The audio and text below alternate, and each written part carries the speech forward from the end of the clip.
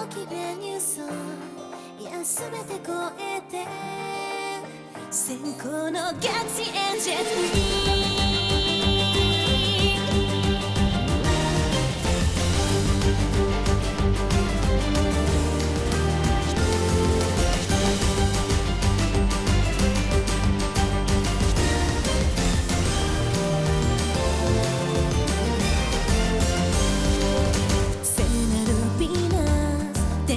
走るセンフレーズ星がきらめく残月への切なる祈りはその細い手で何を願うのかもう泣かないとそう誓ったからこの雫は空へ信じ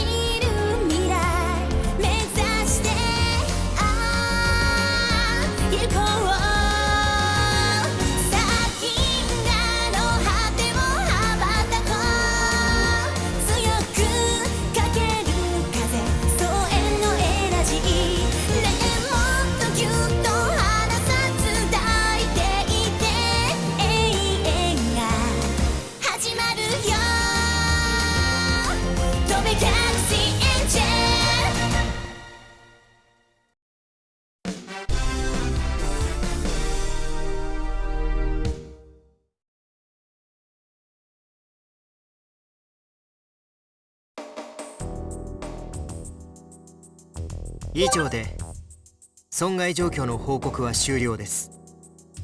ありがとう。大したことがなくてよかった。私の留守中いろいろ大変だったわね。お礼を言うわ。その必要はありません。艦長不在の状況で副長が指揮を執るのは当然のことです。らしいわね。らしいとはバルファスクらしいってこと。なるほど。さて質問はあるかしら。今後のブラックホールの軌道は大丈夫よ。予想進路上には何もないわ。少なくとも確認されている範囲には。ならなんでついていくのだ。一応バルランダルから離れるまではね。念のためよ。衝突は避けられましたけどやっぱり影響があるのでは。その辺に関してはノアさんいいですか。はいはい。まあ多少は影響するんじゃない。多少ってどんなんだよ。小規模の海面上昇程度かしらね。軌道変化のタイミングが早かったゆえ大事には至らずに済んだわけですね。そういうこと。じゃが別な意味で大事に至ってしまったの。それは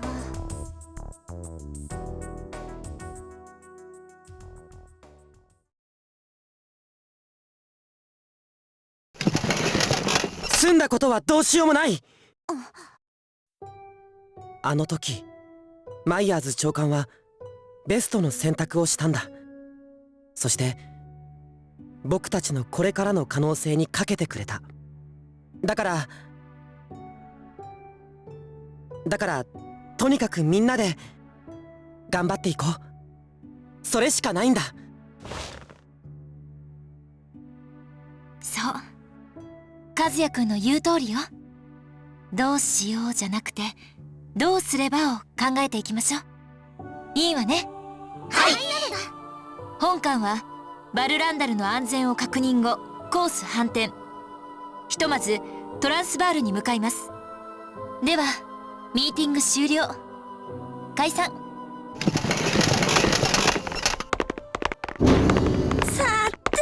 て飯でも食うかな。このタイミングで喋るのは必ず親分なのだ。それにツッコミ入れんのはお前だな。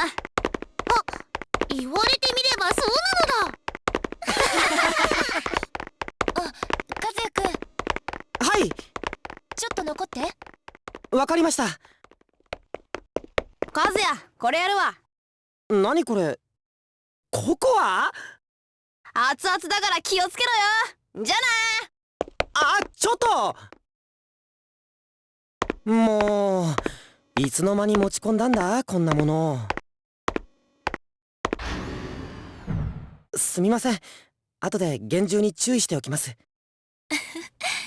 まあいいから座って。はい。なんだろう。さっきのいい感じだったわね。は？済んだことはどうしようもないってああ、そのことですか。かっこよかったわよ。いや、まああなたに隊長としての資質が十分に備わったと感じたわ。いや、そんな、もう。ノアさん、例のことを話そうかと思うんですが。そうね。副長はどう？よろしいかと。例のことって？和也くん、はい。みんなに伏せてることがあるの。伏せてること？ええ、今このことを知っているのは私に、副長に、ノアさん、あとはマイヤーズ長官とクールダラス補佐官、それに元ムーンエンジェル隊の方々ね。何なんだ？実は次の無限回廊出現ポイントが判明しています。あちゃちゃちゃちゃちゃちゃちゃちゃ、ここは大丈夫？ねえ、やっぱり言わなかった方が良かったんじゃないの？ですね。で、そんなことよりどこなんですか、次の出現場所って。これから向かうところよ。向かうところ？そう、さっきはとりあえずって言ったけど、ちゃんと理由があって向かうのよ。トランスバール？その通りです。それじゃあこんなにのんびりしてる場合じゃないですよね。バルランダルが大丈夫ならすぐに向かいましょう。はいはい、焦らない。話を最後まで聞きなさい。まったく。あ、すみません。例の無限回路出現の前触れになる重力波、とりあえず予兆波と呼ぶことにしたんだけど、その上昇率が緩やかなのよ。それは出現までに時間があるってことですか？そう。そしてこの船は私の最新設計。これでもかってくらいスピードが出るようにしてあるわ。間違いなく先回りできる。それもかなりね。なるほど、今度は先手を打てると。ええ、だからってわけでもないんだけど、あんなことの後でしょ。あんなってエルシオールや先輩たちの紋章記のことですか？そう、あまりショッキングなことが連続するのは彼女たちの精神面に良くないわ。そう判断して今は伏せておくことにしたの。でもいずれは。ええ、どこかのタイミングで伝えなければなりません。そこでね、これを和也くんに一任しようと思うの。僕に？これも隊長の務め。みんなのテンションが落ちないようにうまくやってみて。ああ、はい。やる気のない返事ですね。気概が感じられないわ。はあ、和也白波、了解しました。よろしい。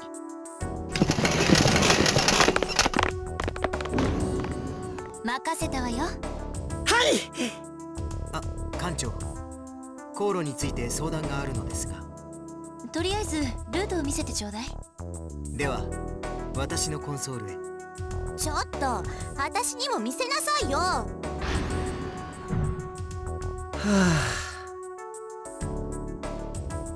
あ、ウィルが今度はトランスバールに。エデンの実質的な本性、マイヤーズ長官の故郷だ。そしてこのことをエンジェル隊のみんなに伝えなきゃならない。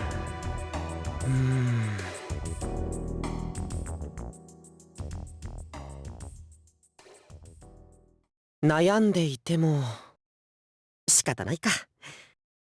とりあえず館内を見回りつつ考えてみよう。うん。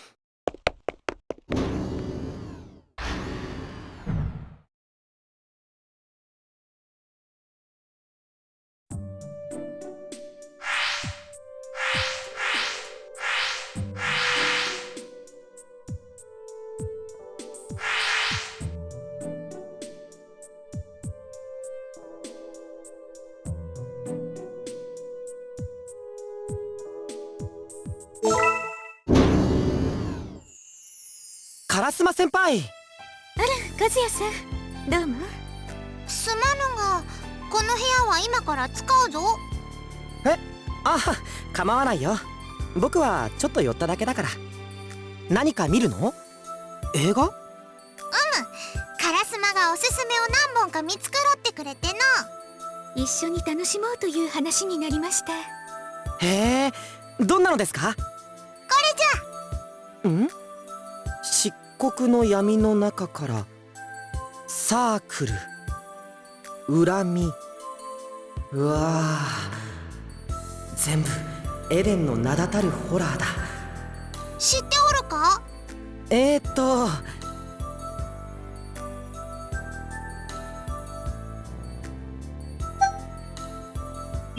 いや、これも勉強だね。頑張って。頑張らねばならんのか？多分。そうか。まあよい。いざ参ろうぞ。では失礼しますね。僕は遠慮しておこう。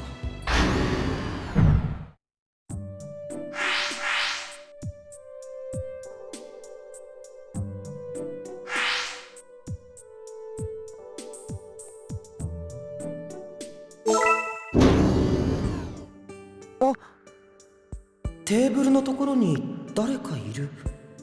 エンジェル隊のみんなじゃないし。この後ろ姿、多分知らない人だ。ミントさん？え？ごめんなさい、勘違いしちゃった。君はエルシオールのクルー？はい、クロミエ・クアルクと申します。動物の管理を担当していました。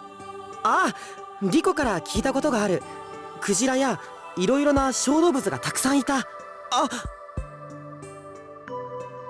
それじゃあエルシオールと共に。ああ、大丈夫です。宇宙動物ふれあいコーナーが式典会場にあって、全員そこに移動していました。宇宙クジラも海に放していたから無事です。はあ、よかった。優しいんですね。あなたは和也白波さん？僕を知ってるの？エンジェル隊初の男性メンバーということで、エデンでは一時期話題になっていましたから、ニュースとかに映ってましたよ。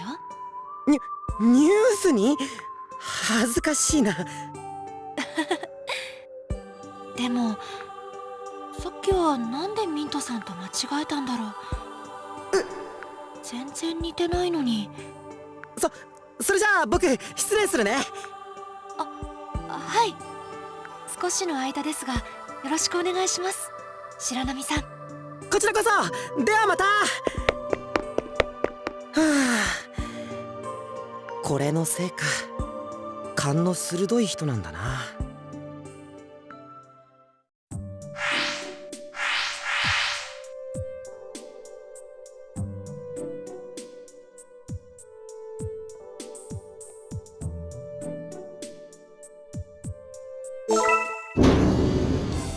ああ、なるほど。聞き慣れない声だな。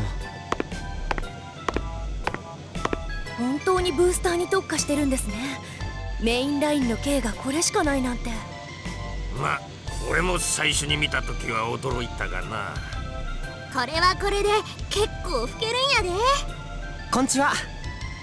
おお、和也。なんでちょうどいいところに来たな。クレタさんよ、こいつがブレイブハートのパイロットだ。はあ、そうなんですか。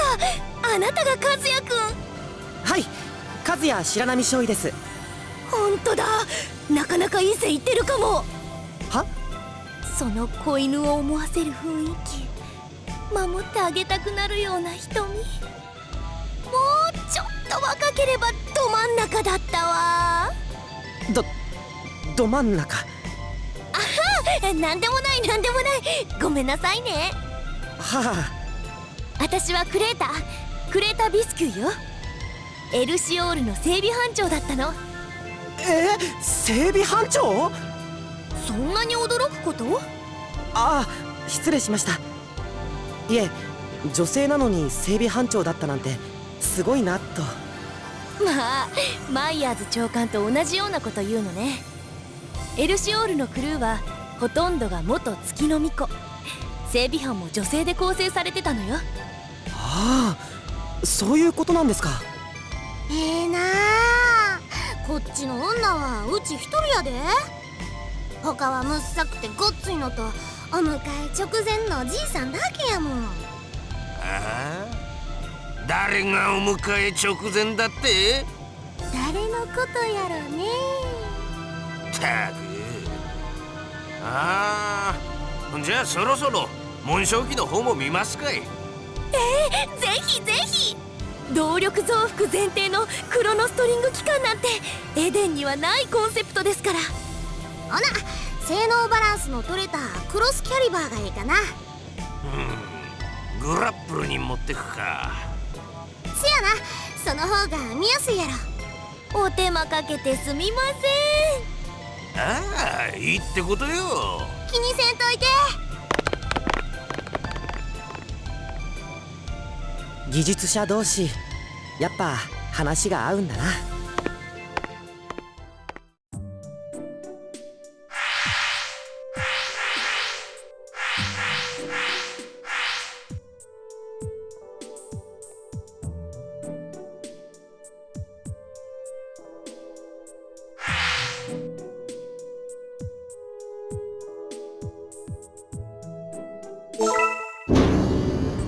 失礼します。おや白波くん、いらっしゃい。どこか具合でも？いえ、ちょっと様子を見て回ってるだけです。そうですか。はい、お待たせしました。あら、患者さん？いえいえ、彼は白波くん、エンジェル隊の隊長ですよ。まあ、あなたが。白波くん、紹介しましょう。エルシオールで船医を務めていらっしゃったケーラ・ヘーゼルさんです。どうも、和也白波です。しばらくこの船にご厄介になるけど、よろしくね。こちらこそ。今コーヒーを用意したの。和也くんもいかが？ありがとうございます。でももう失礼しますので。あら、そう？残念。しかしとてもいい香りですね。ティーラウンジのとは随分違って感じます。やっぱり自分で入れるとなると、産地や生成法、焙煎度とか気にしちゃうから。こだわりが深いようです。そうよね。退官命令が出た時も手にしたのはミルとサイフォンだったもの。それは本物だ。モルデンさんは何かこだわっていらっしゃることとかないのかしら？私ですか？そうですね。では僕はこの辺で。お疲れ様です。またね、和也くん。何のことはない会話なんだけど、落ち着いてるっていうか、大人の雰囲気って感じ？なんかいいかも。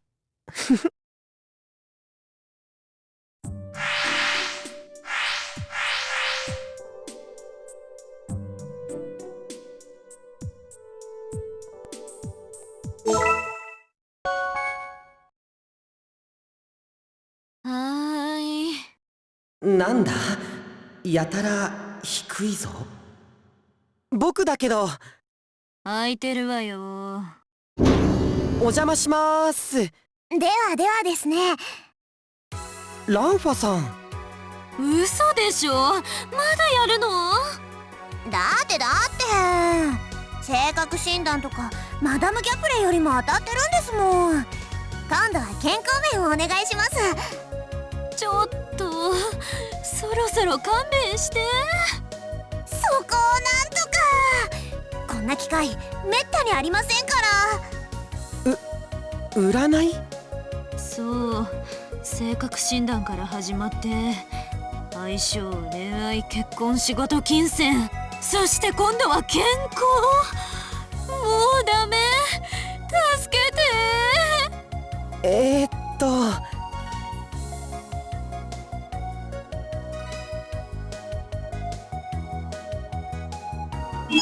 ランファさんはカルーアとテキーラの大ファン。無下に断るのはかわいそうなんじゃない？そんなこと言ったってもう限界よ。そう、ランファさん、こう申しておりますので、そろそろ。邪魔するの？え？この千載一遇のチャンスを邪魔するのね。いや、超必殺ちょ一文字流星キ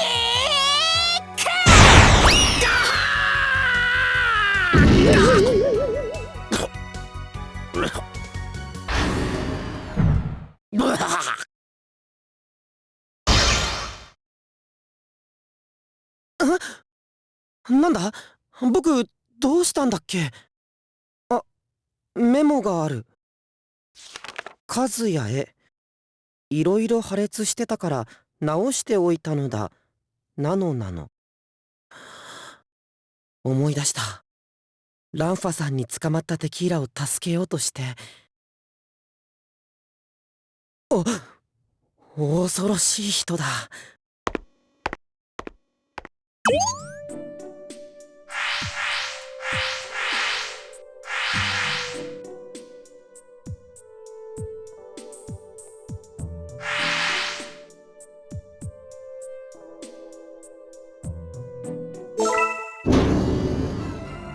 白波入ります。和也くん。ココさん、なんでまたその格好を？いえ、マイヤーズ長官がなんだよ、俺は格好まで強制してないぞ。とにかく席を空けておくのは良くない。早く配置につくんだ、ここ。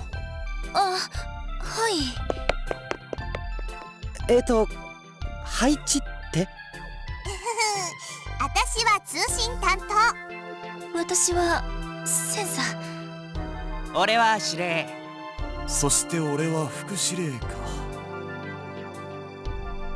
はい。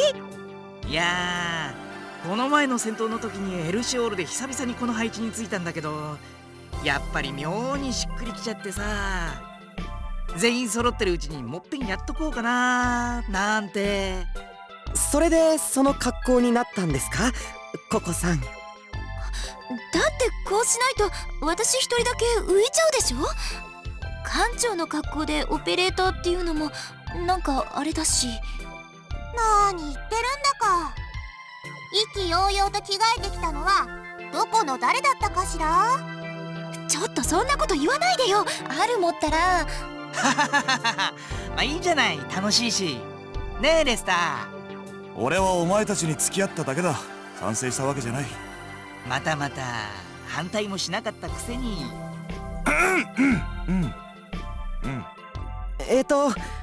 カー副長に、本来のオペレーターさんたちはシフトを組み直して基盤になってもらいました。そこまでしてやりますか？わかりました。なんか邪魔しても悪いんで、これで。よーし、航路確認。航路クリア。異常ありません。では引き続きブラックホールを追跡。了解。それじゃ俺寝るから。結局それか。まあいいんだけどね、ベテランだし。結構時間が経っちゃったな。ただいまより本艦はトランスバール星系に向けクロノドライブに移行します。なおエルシオールクルーおよび搭乗者は臨時ミーティングが行われますので、艦艇部中央ホールに集合してください。バルランダルの安全が確認されたんだ。少し先のこととはいえ、またウィルと遭遇する。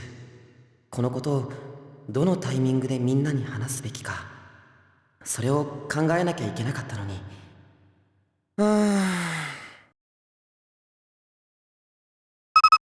ああ、格納庫より白波少尉。はい、白波です。おお、言われてたペダルのしぶり直したぜ。ありがとうございます。時間あんならちと来て具合見てくんねえかな。了解しました。すぐ行きます。んじゃな。伝えるチャンスはまだあるはず。とりあえず今は格納庫だ。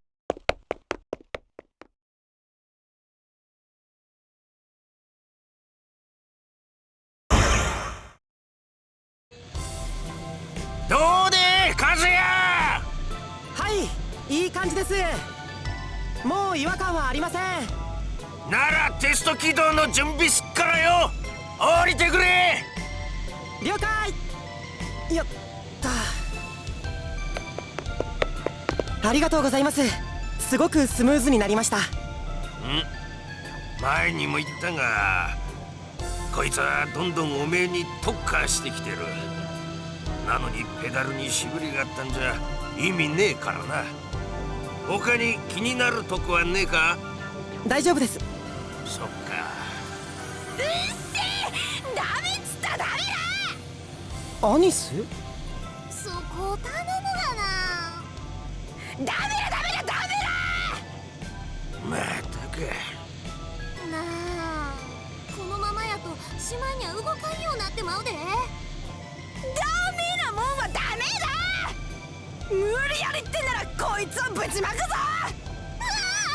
やめて、よして、堪忍して。すぐぶちまく、今ぶちまく。消火器だけはあかん。バラしたら承知しねえからな。あわやアニスはうっせえ。もうどうないせっちゅうね。なんか前にもこんなの見たような。ああ、フルメンテん時な。どうかしたんですか、アニスの機体。吹き上がりがちと悪いのさ。そういえばそんなこと言ってたな。だろ、本人も分かってんだ。調子が良くねえことをよ。だが見ての通り、相変わらずエンジンばらすことを許さんだ。なるほど。結局あの機体はここに来てから一度も上げちゃいね。そろそろガタが来たっておかしくねえやな。そうですよね。アニスは実質エースのポジション。機体に何かあったら大問題だな。さてと、んじゃテスト起動始めっか。あっと、では失礼しますね。おう、またな。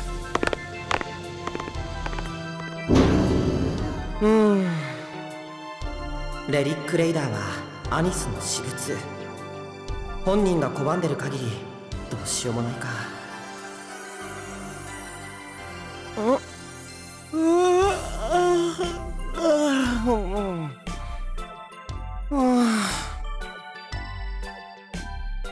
なんか突然眠気が。いかんぞ。眠気覚ましにコーヒーでも飲もう。は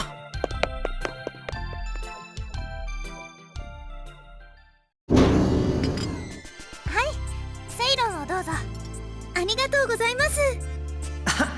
リコがいる。ここか。ランティ？リコー！ランティさん？ちょっとランティさん、お店の中で走らないでください。危ないじゃないですか。うるさい、今はそれどころじゃないんだ。何やってんだあいつ。リコー！はいはい。どうしてなの？何がですか？うしてミルフィーさんは俺のところに来てくれないの？ランディさんのところ？そうだよ。今度この船に来た時は豪華な食事を振る舞うって約束をしたんだ。ああ、知ってます。そんなことを言ってました。言ってたの？はい。ならなんで来てくれないの？今お姉ちゃんたちには招集がかかってるからですよ。そんなことは知ってるよ。でもね、その招集の前にね、ランファさんは辛さ1000倍ピザ、ミントさんは虹色ゼリーの盛り合わせ、フォルテさんはおでん、バニラさんは紅茶シフォンケーキ、千歳さんはなめこの味噌汁を食べに来てくれたんだよ。全部メニューにないものだ。なんでミルフィーさんだけが？あら？さっきここには来てましたよ。ええ、一緒にお茶してました。なに？俺の店には来なくてこんなところには来るのか？こんなところで悪かったですね。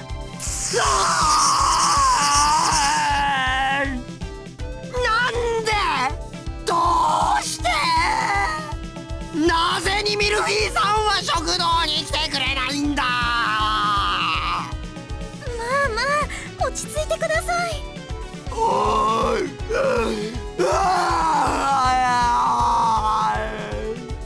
大丈夫ですから。慰めはやめてくれ。そんなつもりじゃ。きっと俺の料理なんて食べたくないに違いない。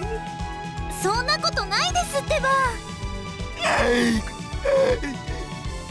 ティングが終わったら来ますよ。だから元気出してください。絶対ですから。本当？はい、私からも言っておきます。ならリコも一緒に？当然です。本当に？本当？約束します。そうか。はい。それじゃあフルコースを用意しなきゃな。おい！いやー、リコありがとう。よかった、元気になって。そりゃなるさ。リコとミルフィーさんが来てくれるんならもういくらでも元気になっちゃうよ。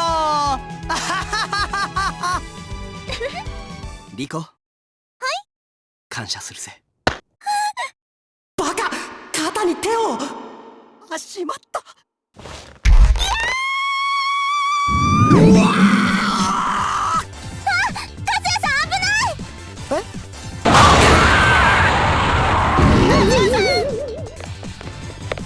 大変！気絶してます！どうしよう！ T ラウンジより医務室！はい、医務室です。負傷者2名発生！至急衛生兵を回されたし！なんと。わかりました。すぐに向かいます。和也さん！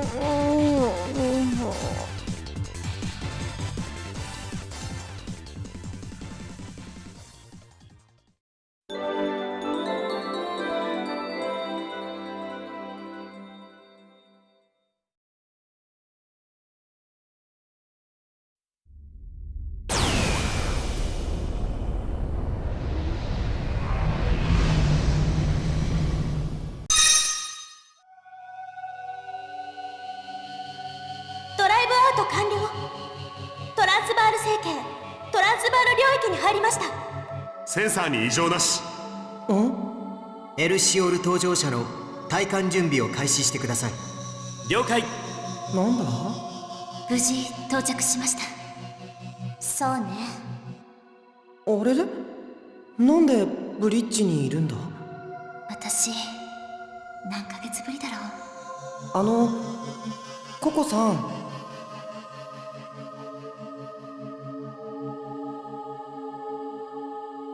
ココさん？ココさんってば。あら？もうなんで無視するんですか？ノアさん、今現在の座標って？あれ？ええ、割と近いわね。ちょっとノアさん？大丈夫ですか？一応後で例のフィールドを貼っておくわ。それがいいですね。僕に気がついてない？あっ！いけない。下降が止まりません。なんだよこれ。さらに刺激を与えないと。僕がいるここは医務室。和也さん、しっかりして。はい。和也さん。なんだ、どうなってんの？なんで僕が見えてるんだ？離れて。パルスを出します。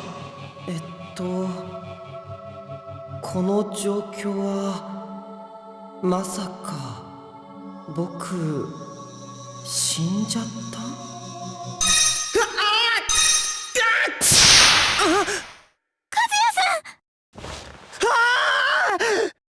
大丈夫ですか？どこか異常は？白波くん？はい、大丈夫です。多分。そうですか。僕は。和也さん。聞く。うわあ！泣かないで、泣かないで。死んじゃうかと思いました。大丈夫、大丈夫。ほら、なんともないからね。こりゃ参ったな。何を言ってるんです。参ったのはこっちですよ。突然脳波が弱まるんですから。脳波が？はい。刺激パルスを出さなかったらフラットになってたかもしれません。フラットって？要するに脳死です。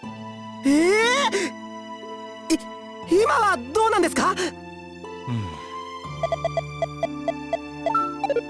今は何の問題も認められません。やれやれ。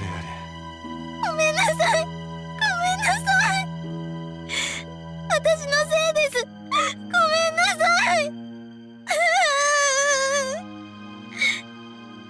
リコ。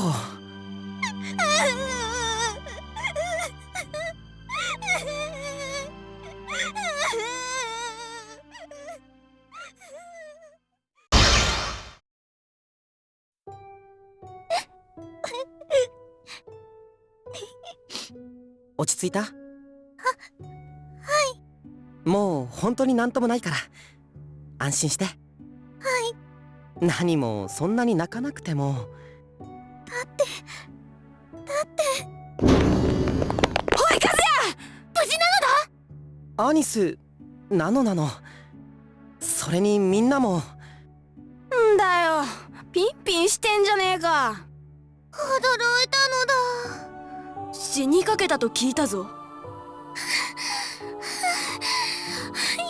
ったですわ。一体どうしたというのじゃ？実は僕もよく分かってないんだ。は？T ラウンジに行ってリコがいて、そこにランティが駆け込んできて、リコに泣きついた挙句肩を掴んじゃって投げ飛ばされて、目の前にランティが飛んできたところまでは覚えてる。ぶつかったのか？多分そうなんですよね。ええ。メルバさんの話だとミサイルのように飛んでいったそうです。白波くんは気絶していましたので、ここに運び込み診察していたのですが、突然脳波に異常をきたしまして。それで死にかけたのだ？はい。直前のスキャンでは全て正常だったのですが、全く不可解です。そんなことが死にかけてたなんて。ならあれは臨死体験だったのかな？臨死体験？何のことです？実は目が覚める前、僕はブリッジにいたんです。ブリッジ？ココさんとノアさんに話しかけたんですけど、一向に気がついてくれないんですよ。それは単なる夢ですね。いえ、その後突然医務室に移動して、今度は先生とリコを見ていました。私たちを？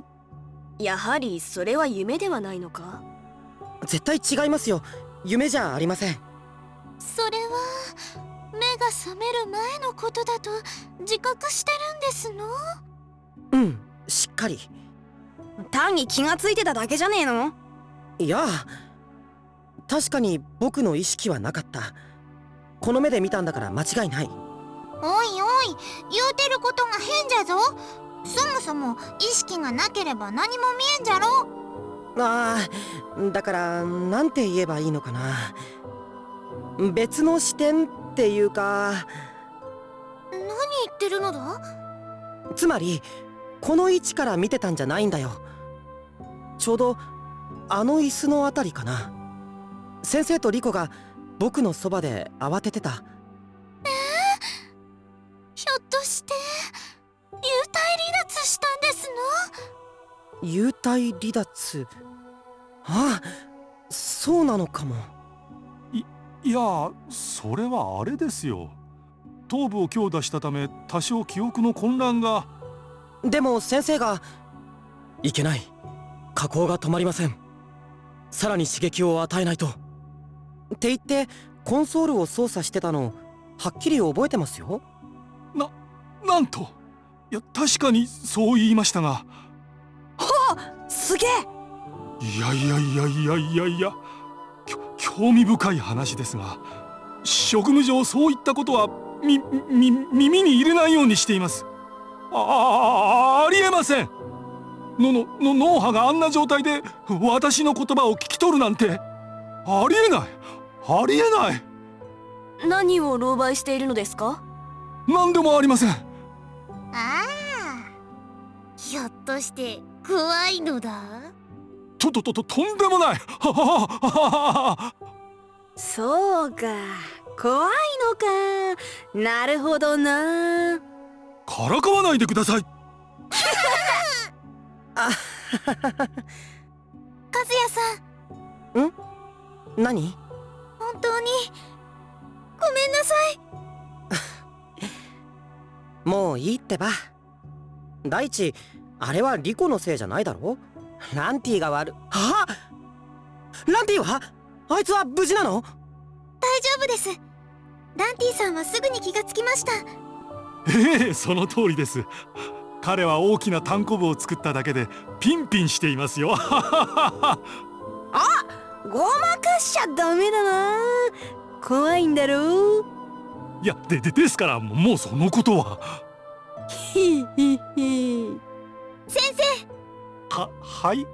私。どうしました？私、この体質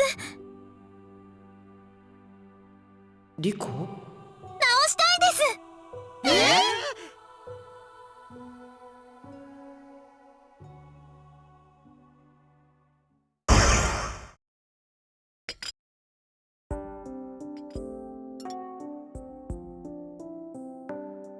カモミールティーです。どうも。貸し切りになっていますのでごゆっくり。では始めましょうか。はい。以前より桜庭さんから体質に関しての相談を受けていましたが、正直なところ私一人では手詰まりといった状態なのです。ご本人からの許可もいただきましたので、どうか皆さんの意見を聞かせてください。よろしくお願いします。もちろん。任せるのだ。リコちゃんの悩みはみんなの悩みですわ。船を貸してやるぜ。それを言うなら胸だ。養蜂も少々ずれてる。あれ？相変わらずじゃな。まあいいじゃん。ではこういった場合、やはり原因から入るべきか？そうそう、やっぱ元を立たねえとな。ですね。極めてプライベートなことなので、私も聞くことを避け、できる限りは初見で対処してきたつもりですが、そろそろこれも限界かもしれません。もし嫌でなければ、いえ、少しでも抵抗があるなら話さなくていいんですよ。大丈夫です。嫌とかそういうことはありません。ああ、そうなんだ。なんか触れてはいけない気がしてたのだ。はい。いやはや、これは気の回しすぎといったところでしょうか。ごめんなさい。別に隠すつもりはなかったんです。ああ、いいからいいから、問題ないなら話せって。はい。実は子供の頃の記憶なのであんまり細かいことは覚えてないんですが、あれは5歳くらいの頃だったと思います。場所はトランスバール。季節は夏。さくらシェーブルバイズっていうアイドルのミニコンサートに行ったんです。アイドルとな。その女の子、当時は超がつく大スターで、母が私のわがままを聞いて連れて行ってくれたんですよ。会場は完成したばかりのバーティカルタウンでした。バーティカルタウン。現在セルダールオートでもそのコンセプトで超高層タワーが建造中だわ。マジックの中央姿勢タワーも確かそんなコンセプト名だったと。ええ、ブラマンシュ財閥が提供する垂直型都市構想の名称なんです。垂直型都市。なんか背が高そうなのだ。うん、私が行ったそのタワーも高さはルクシオール全長の2倍以上よ。わあ。それでそのコンサートは最上階で開催される予定だったんですけど。ちょっと待った、最上階って屋上か？いえ、屋内でした。それほどの高さになるとおいそれと屋上を開放できないと思います。ああ、なるほどな。悪かった、続けてくれ。はい。開演時間が近づくに従って人がどんどん増えていって、やがて会場は身動きできないほどの状態になってしまいました。その時です。隣のブロックで火災が起きちゃって。非常ベルが鳴り、会場は大パニックに陥りました。周りの人がものすごい勢いで動き始めて、母は私の手をしっかり掴んでくれてたんですけど、引きちぎられるように。もうはぐれてしまったのか。はい。女性アイドルのイベントということはオーディエンスのほとんどは男か。あ、そんな中で5歳の女の子が迷子に。不安だったでしょうね。ええ、とても。男の人が嫌いになって当然なのだ。直接の原因はその後に起こるの。火災が拡大しないように防火壁が次々に閉まって、私大勢の男の人たちと一緒にすごく狭い部屋に閉じ込められちゃったんです。うへー。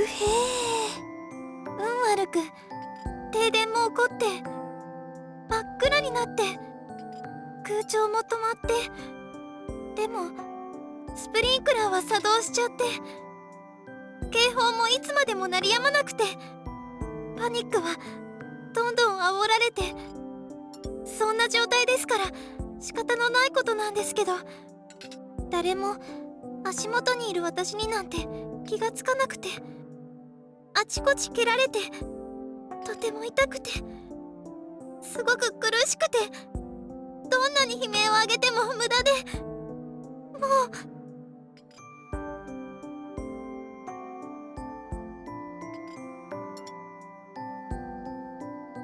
それはどのくらい続いたのですか？わかりませんけど、火災が収まったのは6時間後と聞いています。何度も言いますけど、あまり細かいことは覚えていません。でもその事故以来、私男の人に触れられると頭が真っ白になって。そうだったのですか。ここまで凄惨な話じゃったとは。男性恐怖症になるのも無理ありませんわ。リコタン、かわいそうなのだ。ごめん、辛いことを思い出させちゃったね。いいえ、私こそこんな話聞いてもらっちゃってすみませんでした。でもみんながとても親身になってくれたのですごく嬉しいです。リコ。さてと、原因が分かったんだ。次はどうすっかじゃねえの。そうですね。なあリコ。はい。今この船ってその星に来てんだろ。トランクバスだっけ。トランスバールです。ああ、そっか。いや、そんなことはどうでもいい。うじうじしてたって始まらねえだろ。せっかく来てんだ。行こうぜ、そのタワーによ。はい。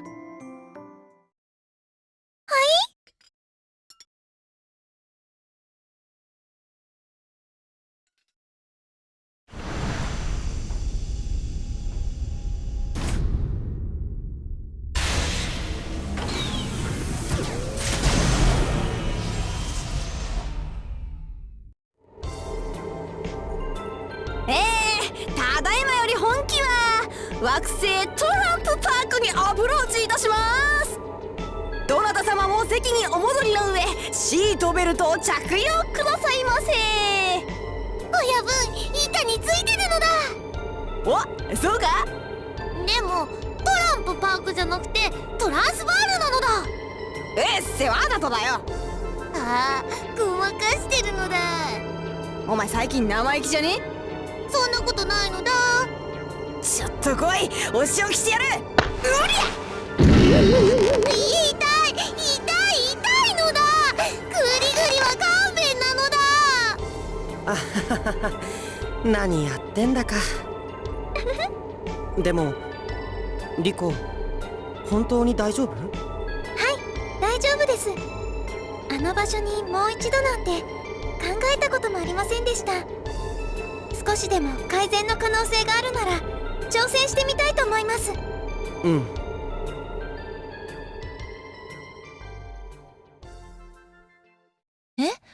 上陸？リコちゃんの体質改善のために？はい。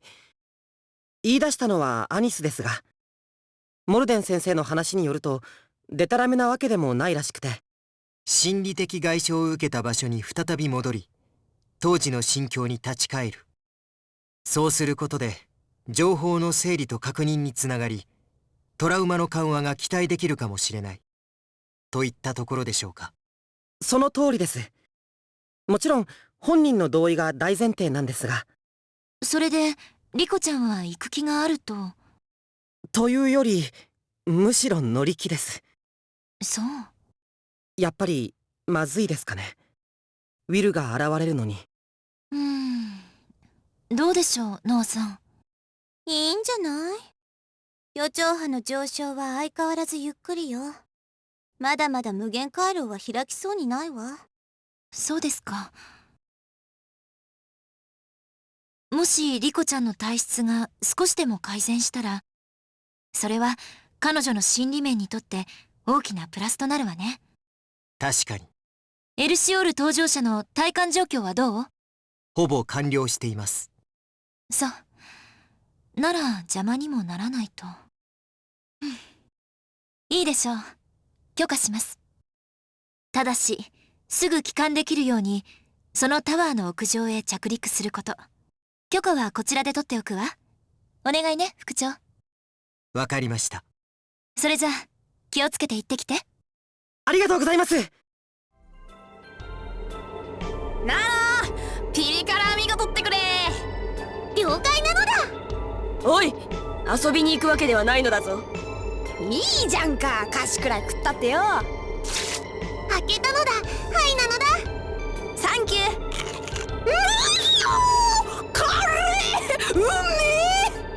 まったく。りーちゃんも食べるの？どうぞなのだ。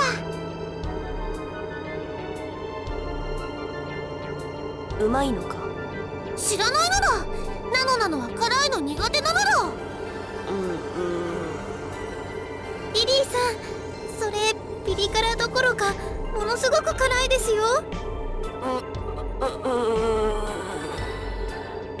ちょいと騎士様には無理なんじゃね？なんだと？こんなもの剣の鍛錬に比べれば。どうなのだリリーさん。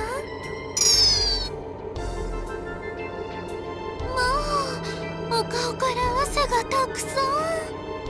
ああ、ちょっと大丈夫ですか？なんのこれ湿気。滝みたいなのだ。わらわも一つ所望したいぞ。どうぞなのだ。ダメ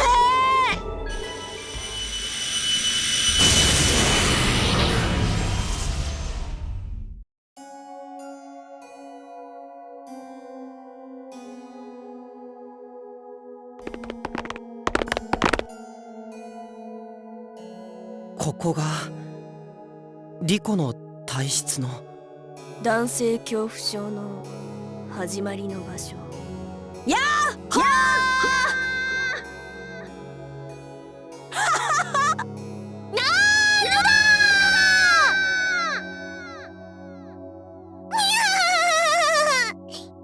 やよかったですわね。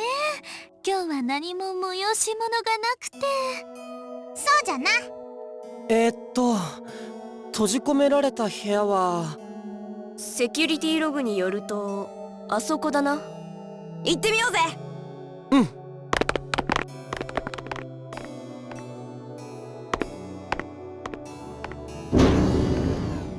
なんでここも結構広いじゃんか。あんまり窮屈には感じねえな。それは比較の問題だ。火災時ここには200人以上が押し込められたと記録されている。ここに200人？ああ。パッと見たところ50人でもかなりの密度になりそうですわ。どれだけすし詰めであったか想像に難くないの。あれ、リコは？外なのだ。何やってんだ。早く。アニスだよ。しへいへい。リコ。はい。無理することないんだよ。いいえ、入ります。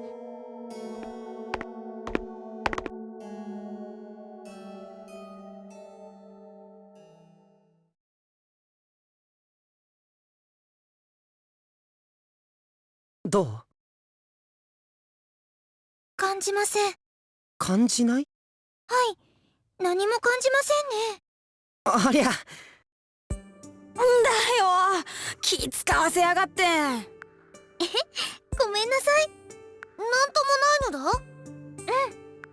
入る前は少し怖かったけど、こうして入っちゃうと別段何も。当時のこととか思い出したりしない？印象だけは強烈に残ってるんですけど、正直この場所自体ほとんど覚えていません。ああ、ここだったんだ。そんな感じでしょうか。よかったのだ。よくないじゃろう。はい、これでは意味がありません。そうですよね。ならばその時を再現してみるのはどうじゃ？再現？のアプリコットよ。はい。そちのいた場所がどの辺りであったかは覚えておらぬのか？ごめんなさい。部屋の隅だったことしか。ならばその角でよかろう。みんなでアプリコットを囲み、おしくらまんじゅうを試みるのじゃ。なるほど。できるだけリアルにというわけですな。大丈夫かな。どうじゃ、やってみるか。はい、お願いします。よし、やるぞ。楽しそうなのだ。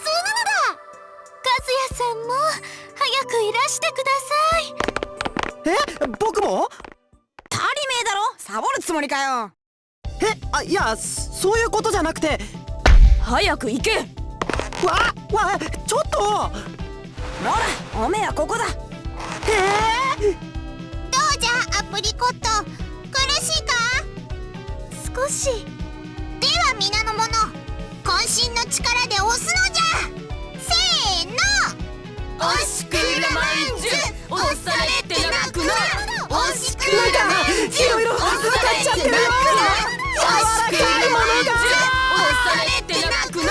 おしくらまんじゅう、押されて泣くな。いやうへふう。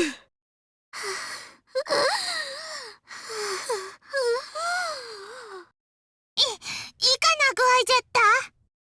はい、正直ピンときませんでした。やはり再現度が足りないか。やはり男性でないと。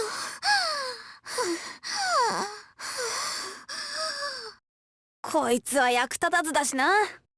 鼻血出てるのだ。ねえ、こうならばとことん行くぞ。リリーよ、船に連絡じゃ。ぎょい。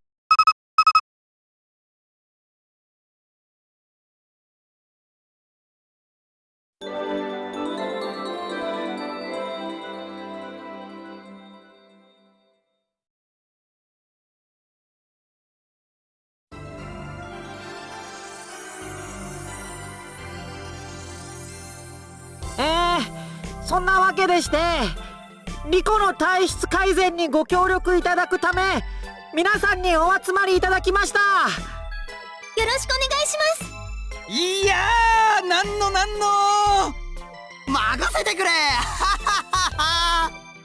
お役に立てるなら幸いです。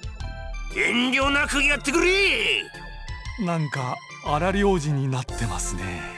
僕も一肌でも二肌でも脱ぎますよ。自分もです。自分もです。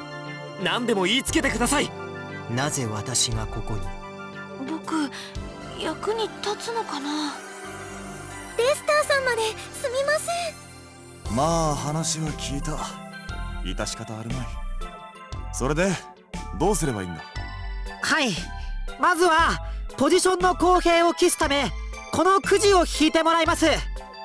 番号の若い順でリコに近い位置になるんですが、中でも1番と2番は直接触れるため、かなりの危険が伴います。なるほどな。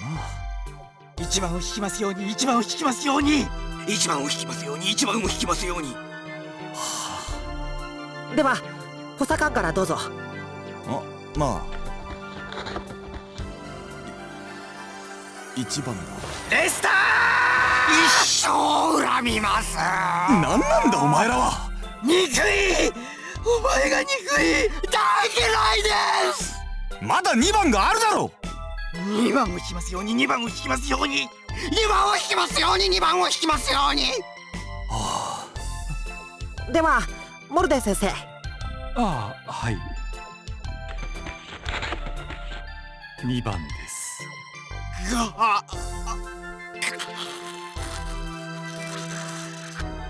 はい、どんどん引いてください。6番です。9番です。5番です。8番だな。3番です。7番です。4番です。11番です。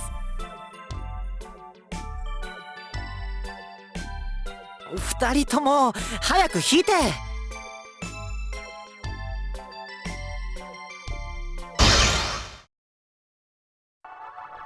大丈夫か。はい、今のところは。辛かったらすぐに行ってくださいね。ありがとうございます。10番12番。はい皆さん、ポジションにはつきましたか？では僕たちは危険回避のため部屋を出ます。ドアが閉まったらリコに向かっておしくらまんじゅうしてください。皆の者、頑張るのじゃぞ。健闘を祈る。気合なのだ。ファイトですわ。骨は拾ってやるぜ。行こう。閉めまーす。皆さんご無事では桜庭さん、行きますよ。はい。すまん。こうなりゃ焼けだ。せーの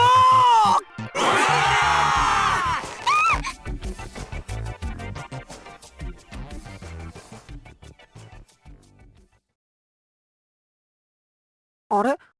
静かなのだ。お、リコの声だ。様子が変じゃな。絞り出すようなうめき声だ。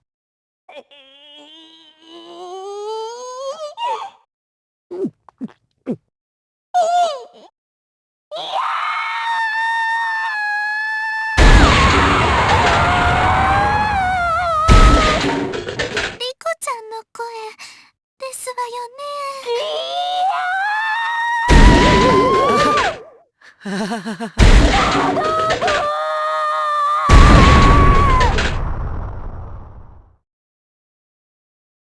終わったみたいです。行ってみるか。それしかあるまいって。おい和也、見てこい。僕？お前隊長だろ。なんだよ、こんな時だけ。いいから行け。もう、それじゃあ開けるよ。おう。やだな。失礼しまーす。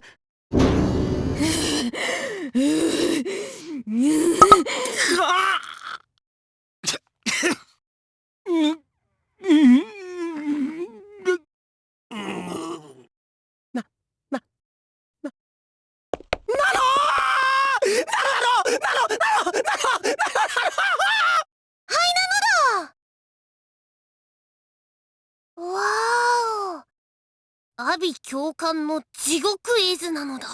終わったのだ。あてて、腰がまだ痛いな。参った。もう何が何だか。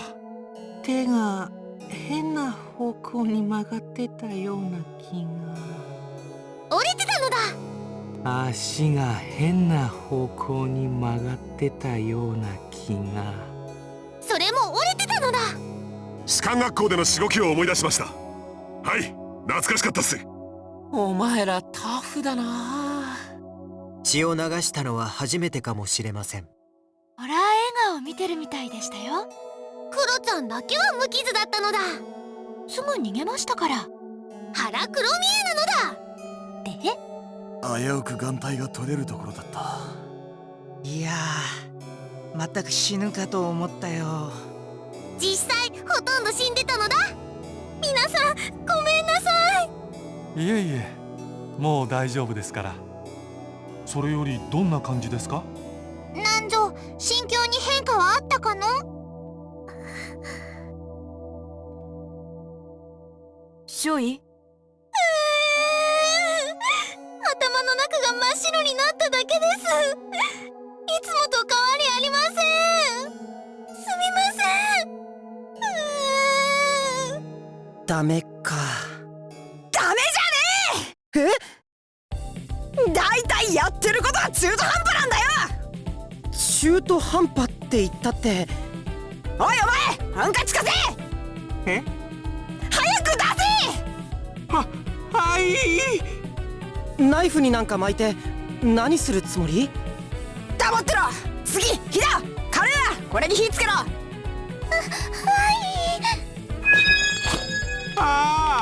僕のハンカチが。ケチケチすんな。ちょっと危ないよ。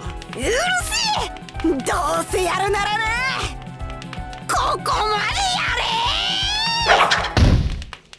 ちょっと何してんの？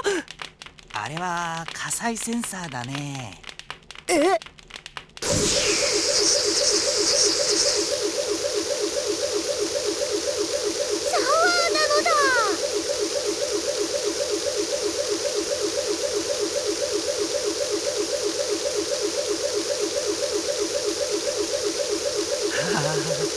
いい汗かいた後はやっぱりこれですね。はい、気持ちいい。心が現れます。兄貴、なんでそんなに落ち着いてんの？こんなのミルフィーユさんで慣れっこだって。よしよしじゃないでしょ。いや、いいんです。そうだよ、いいんだよって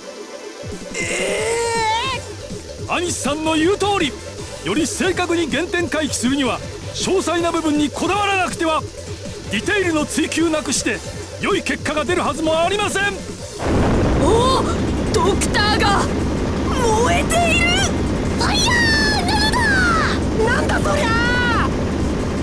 マイヤーズ長官。わかった。マイヤーズからブラワンシュ。はい、何ですの？あー、ミント。今君んとこのでっかいタワーでいろいろやっちゃってさ。はい。これからもう少しだけやっちゃうかもしれないんだけど。意味がわかりませんわ。後処理頼むね。以上だ。ダクトさん。ひどい。ではエルシオールの皆さん、参りましょう。ああ。ルクシオールの皆さんも行きますよ。ああ。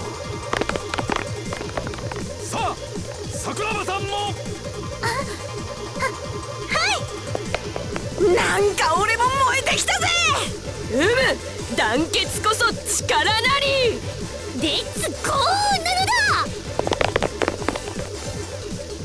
極限状況下における高揚感、はいというやつじゃな。さらに集団心理がそれを助長しているみたいです。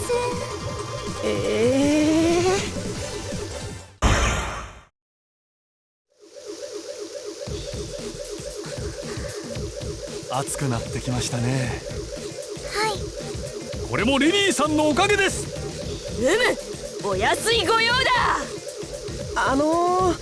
空調をすべて叩き切ることないと思うんですけど。コンパネが見当たらなかったのです。仕方ありません。そうなのかな。現在 39.5 度ですが、そろそろいいでしょう。カルーアさん、お願いします。先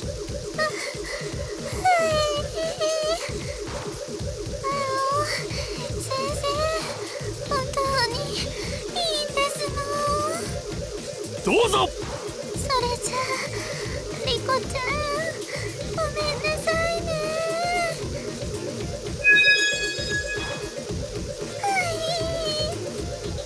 ほんの少しだけですけど催眠状態にしました。ありがとうございます。バルーンでは何も魔法までかけることないと思うんですけど。幼児対抗を促すためです。仕方がありません。そうなのかな。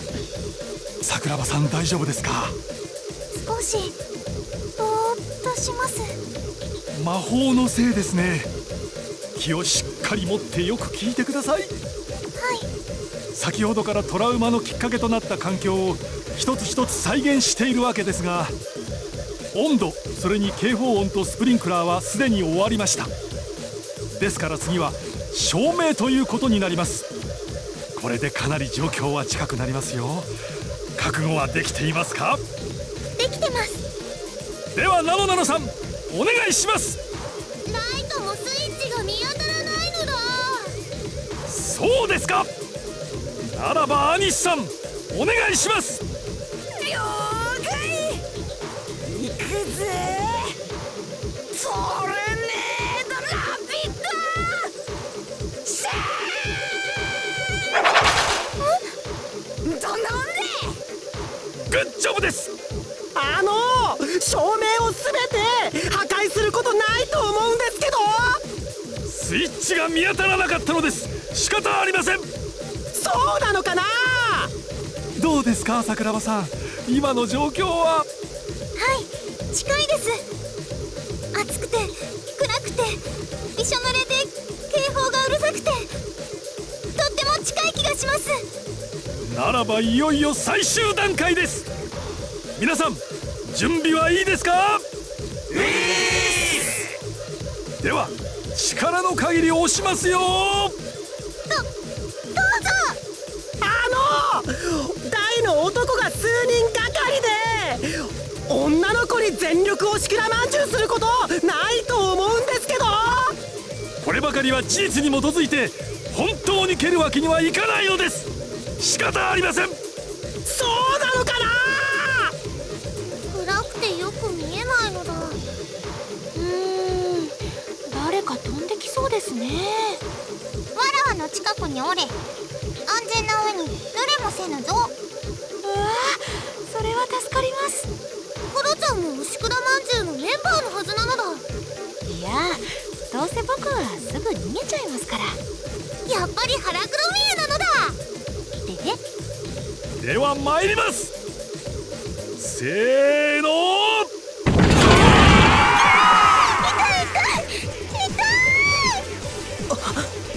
発作が発動しない。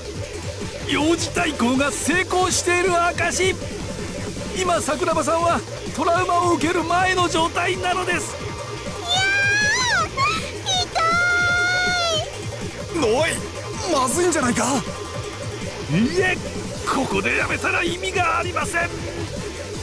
桜庭さんが何かをつかむまでは。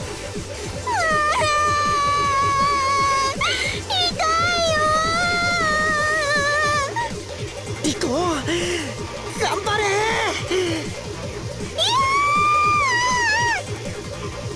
ちっとやりすぎではないかの。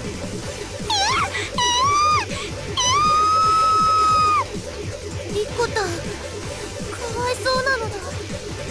痛い。やだ。リコ。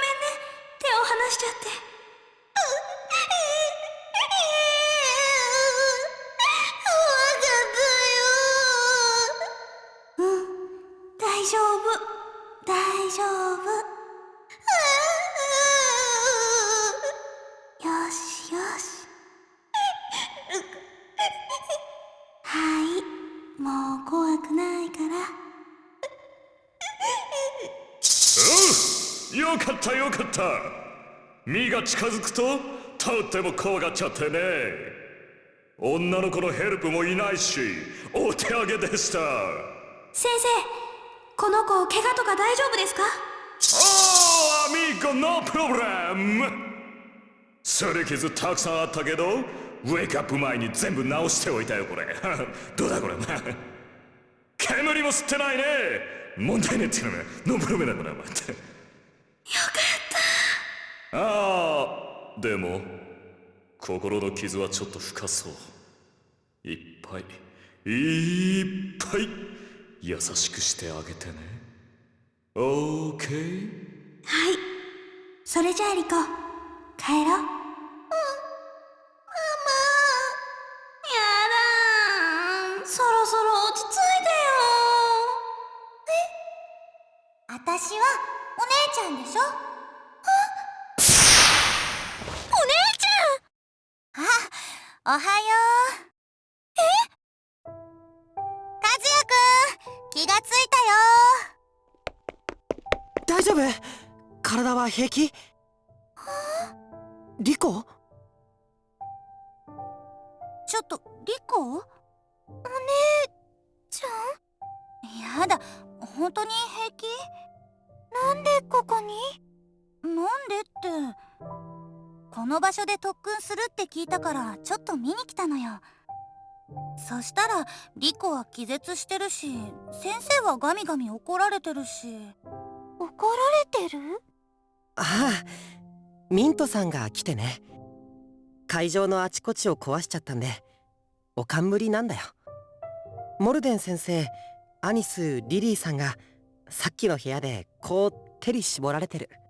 そうなんですか。それでどうなの？例の発作。少しは効果がないと悲しいよね。気絶しちゃうほどリアルに再現したんだから。あの時と同じように。あの時？そう！何？どうしたの？あの時コンサートに連れて行ってくれたの、お姉ちゃん？さくらシェーブルバイズの？そう、そのコンサート！そうよ。リコがどうしても見たいって言うから連れて行ってあげたんじゃない。ああ、お母さんじゃなかったんだね。ママ？リコの話だと連れて行ってくれたのはお母さんだって。あたしだよ。あ、そういえば救護室に迎えに行った時、動転して私のことママって呼んでたかも。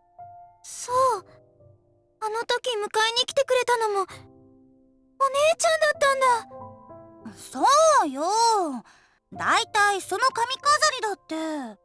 髪飾り？あっ！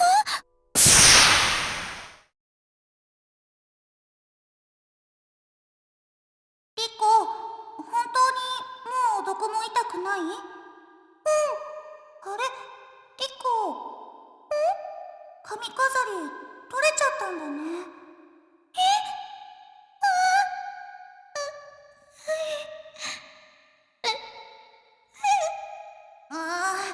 ほら、もう泣かないで。あれ、お姉ちゃんが大事にしてた。いいの、リコにあげたんだから。あれはリコの。でも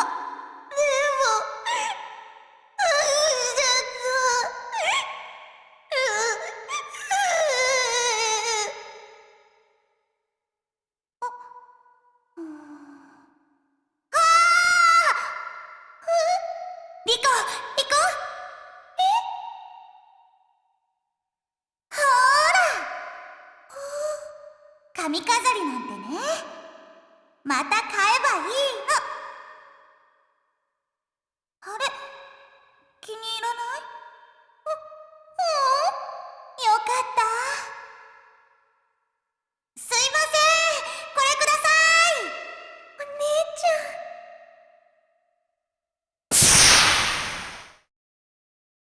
そうだ、この髪飾り、あの時に。そうよ、忘れないでよ。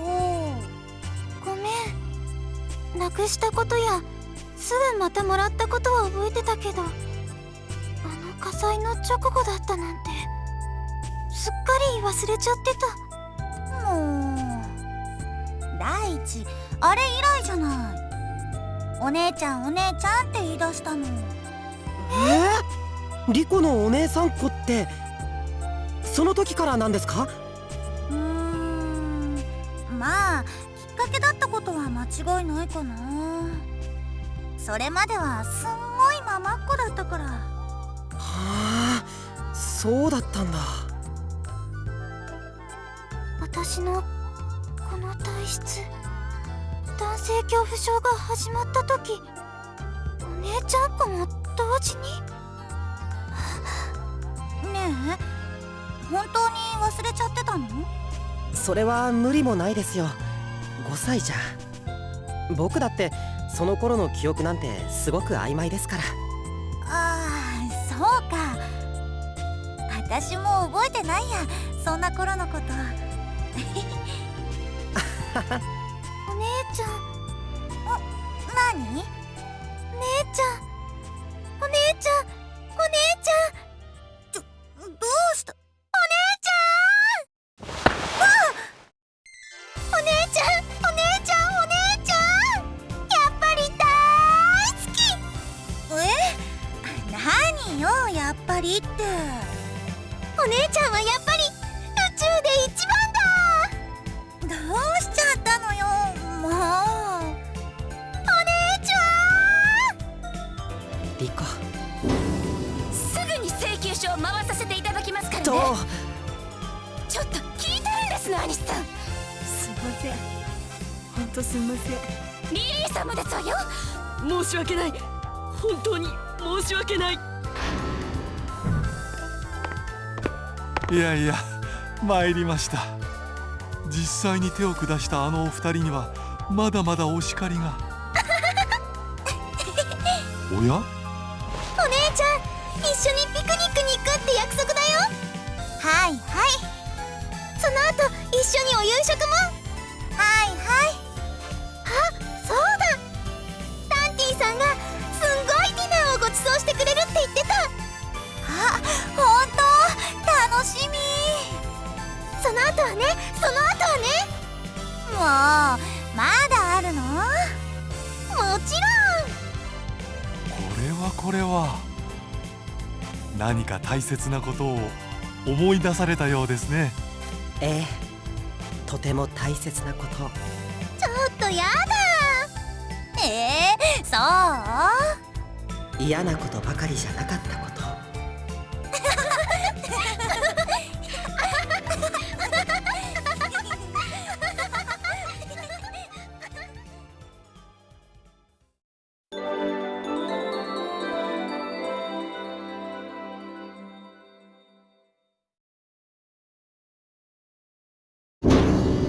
白波入ります。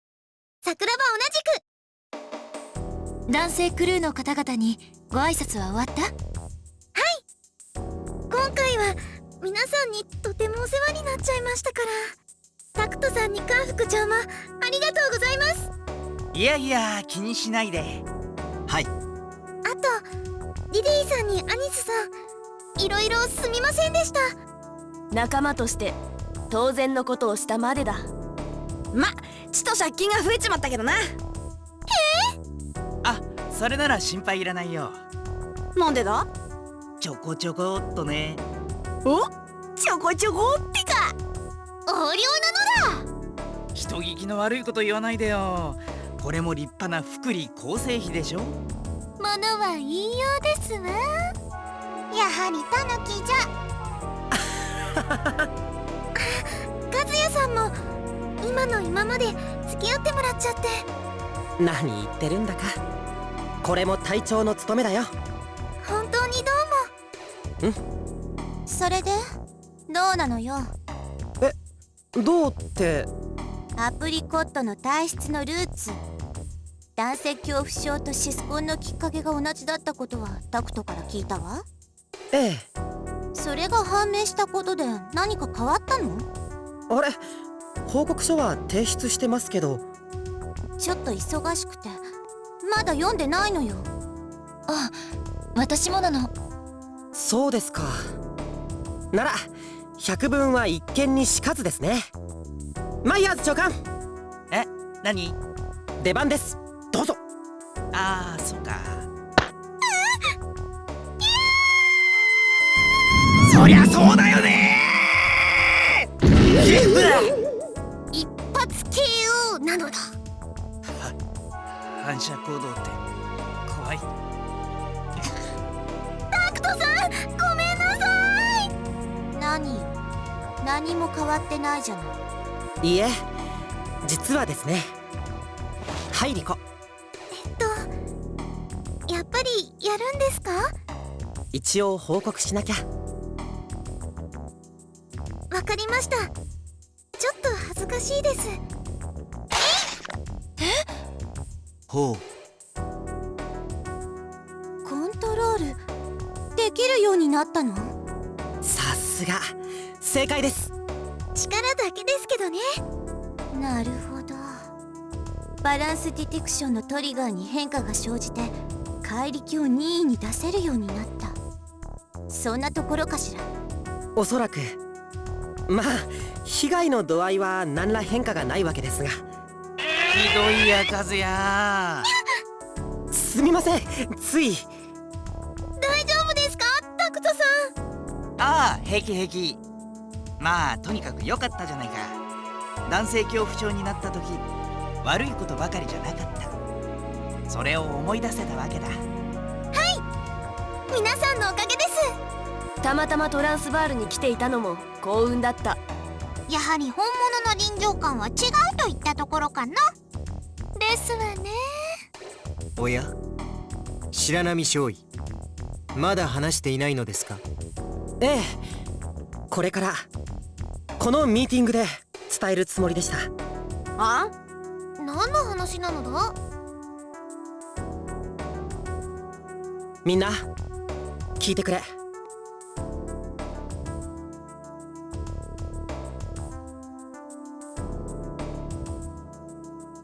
実はトランスバールに来たのには理由がある。理由？そう、ここに無限回廊の出現兆候が現れているんだ。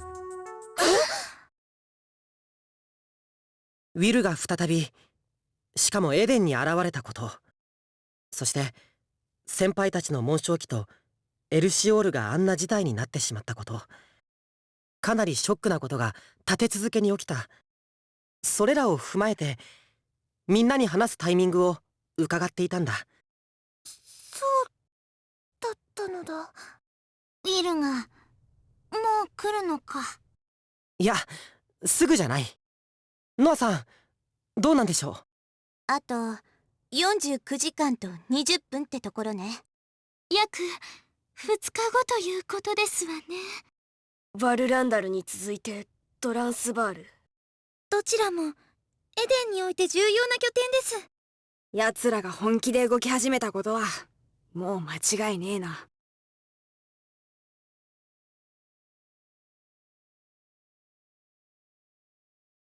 迎え撃ちましょう。リコ。バルバロス星系でソルベがやったことは許せません。平和にあだなす者は我が剣でほふるのみ。言動からもワラワたちに対する侵略行為であることは明白じゃ。尻尾に誓って倒すのだ。俺の目が黒いうちは好き勝手させねえ。撃退ですわ。みんなベストのタイミングだったみたいね。満点かな。そんな。でも準備万端整えればきっと勝てます。いえ、勝ちます。その通りだ。よく言った。今エデン軍はトランスバールに集まりつつある。800隻を超える大艦隊さ。さらにことがことなだけにトップシークレットもお目見えする予定なんだ。トップシークレット？ノア、どうなってる？もう近くに来てるわ。あ、なんだ、そうなの？見に行こう行こう。俺はまだこの目で見てないんだよ。何のことです？ついてくればわかるわ。なんだ、ノアさんが笑ってるなんて。それじゃあ全員ブリッジに移動よ。あ、はい。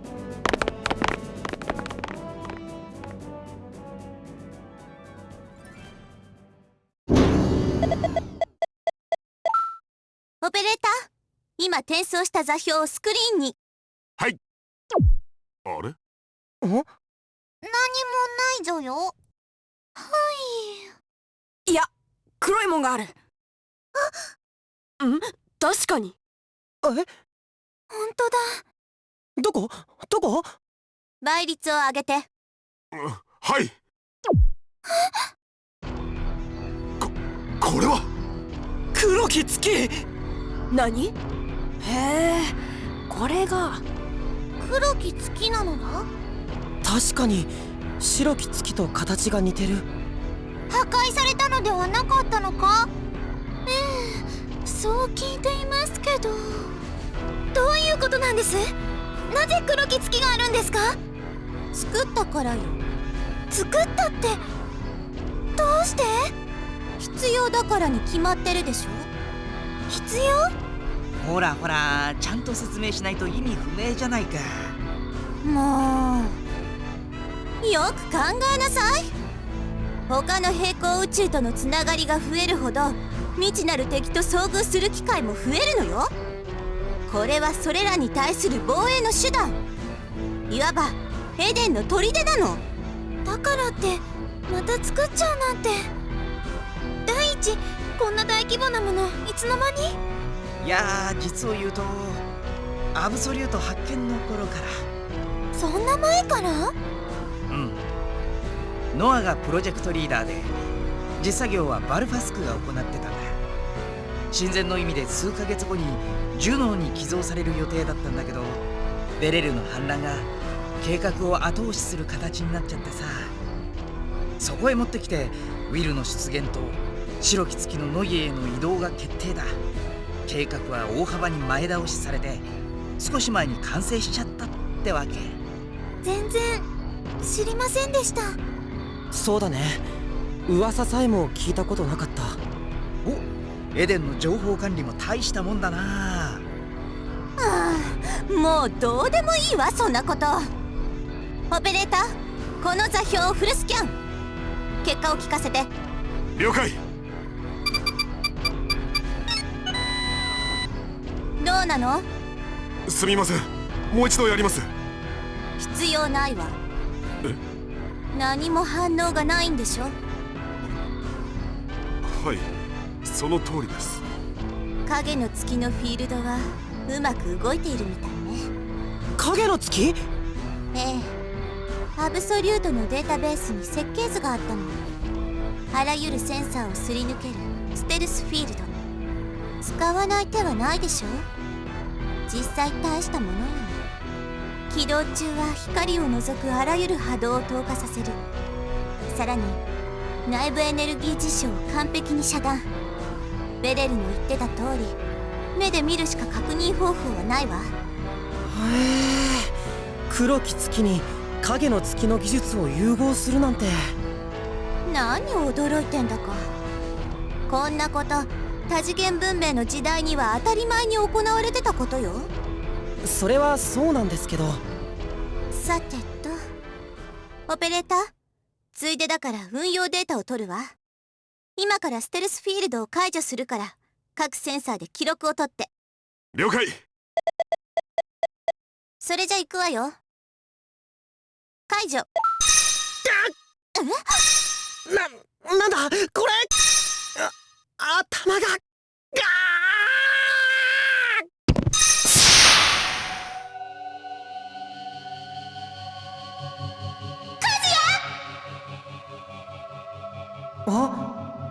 まただ。ドクターだ、ドクターを呼べ。僕が見える。みんなも。おいナロ、どうなんだよ。脳波が異常に低いのだ。どうしましょう。ああ、大丈夫だよ。そんなに焦らなくても。なんともないから。多分。またこんなことになるなんて。困ったな。こっちの僕にはみんな気がつかないや。おーい、お、アニスが見た。さすがアニス、僕はここだよ。やっぱり見えてないのかな。おいノア、君はそばにいたんだ。何か気がつかなかったのか。そんなこと言われても、フィールドの操作をしただけで。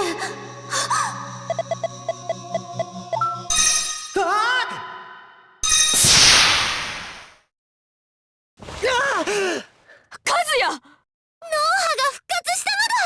大丈夫ですか？うん。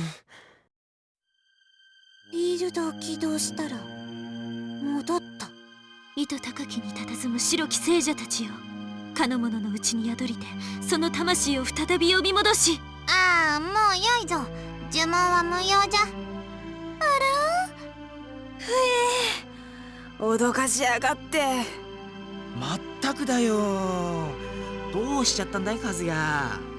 いや、僕にもさっぱり。でも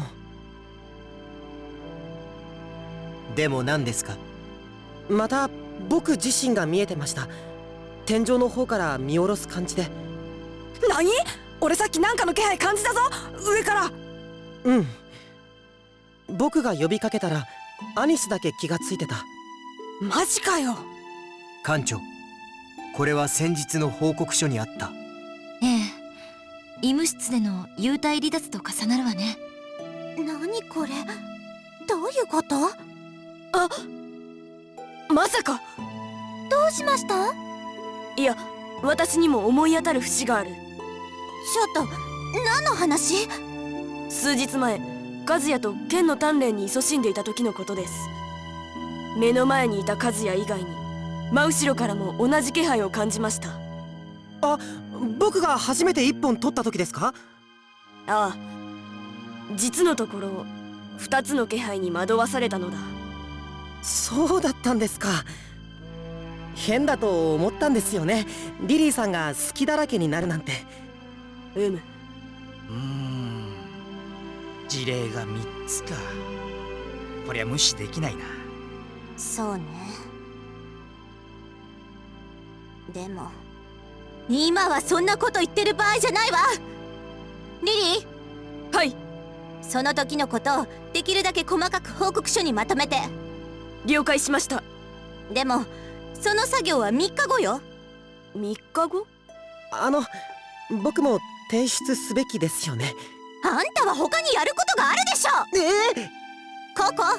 ここからはあんたの領分よ。了解しました。いい？みんな聞いて。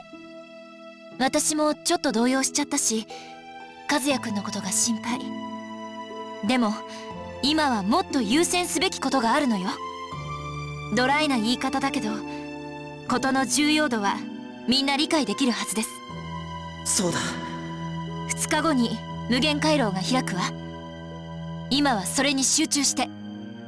どれほど入念に備えても有利になるような相手じゃないわ。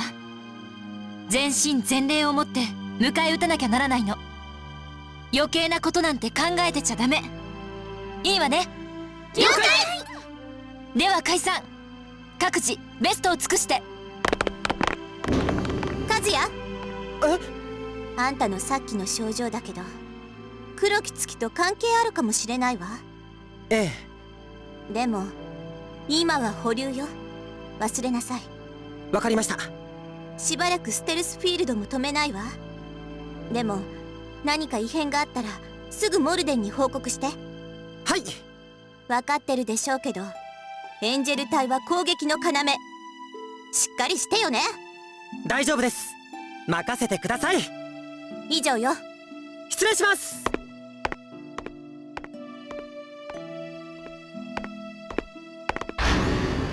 そうだ、ウィルが来るんだ。もう先輩たちの紋章機もない。僕たちだけで何とかしなきゃならないんだぞ。気合を入れろ、カズヤ白波。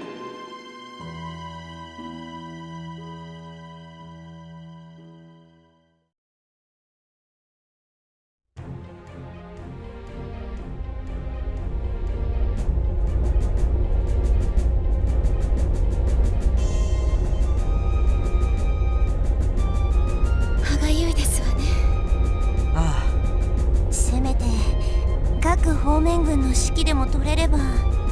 今の状況下ではそれも無理な話。この船たちのほとんどが見たいようだなんて心配です。今は見守るしかありません。友軍配備状況を報告。第1から第6方面軍、陣形は完全に整っています。エンジェル隊は？前期格納庫にて待機中。そう。マイヤーズ長官。なんだい？やはり最初から長官が指揮を取るべきです。敵の出方がパターン A でも B でも長官なら対応できます。何事も経験だよ、ここ。今この艦隊の旗艦はルクシオール。そして君はその艦長なんだ。君がやるべきさ。大丈夫、自信を持て。はい。何、パターン A だったらすぐに交代するからね。さあ、肩の力を抜いて。わかりました。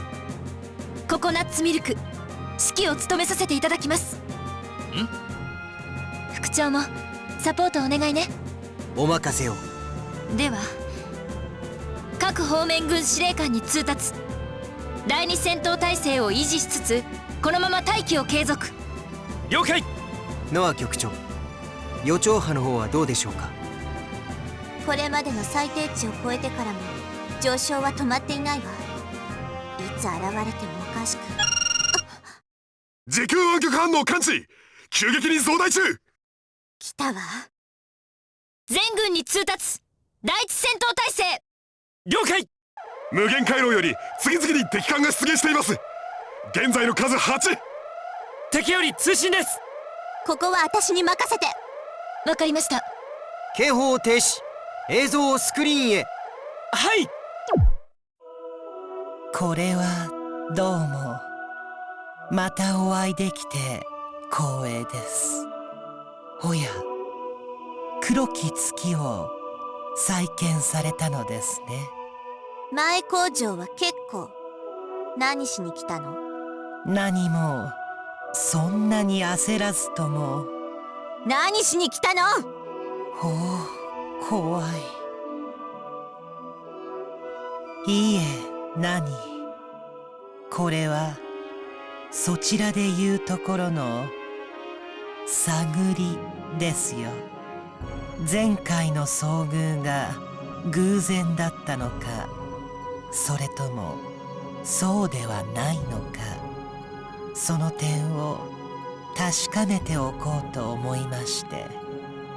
しかしこれはまたなかなかのご歓迎ぶり。察するにあなた方はどうやら我々の出現兆候を捉えたようだ。考えられるのは重力波ぐらいなのですが、であるとしたら素晴らしい。あの波動はとても微細です。誤差との違いを見極め、我々が出すパターンを特定したということ、称賛に値しますよ。いや、お見事。こういった場合、手を叩くのでしたよね。